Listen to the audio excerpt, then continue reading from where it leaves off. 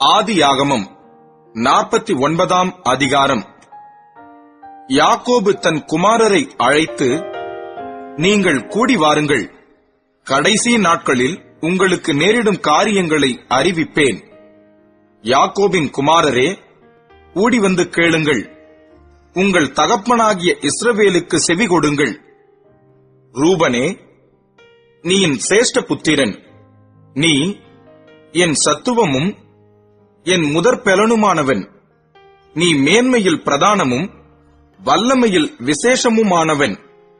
தண்ணீரைப் போல தளம்பினவனே, நீ மேன்மை அடைய மாட்டாய். உன் தகப்பனுடைய மஞ்சத்தின் மேல் ஏறினாய், நீ அதை தீட்டுப்படுத்தினாய். என் படுக்கையின் மேல் ஏறினானே. சிமியோனும் லேவியும் ஏக சகோதரர், அவர்களுடைய பட்டயங்கள் கொடுமையின் கருவிகள். என் ஆத்துமாவே, அவர்களுடைய ரகசிய ஆலோசனைக்கு உடன்படாதே. என் மேன்மையே, அவர்கள் கூட்டத்தில் நீ சேராதே. அவர்கள் தங்கள் கோபத்தினாலே ஒரு புருஷனைக் கொன்று, தங்கள் அகங்காரத்தினாலே அரண்களை நிர்மூலமாக்கினார்களே. உக்கிரமான அவர்கள் கோபமும் கொடுமையான அவர்கள் மூர்க்கமும் சபிக்கப்பட கடவது.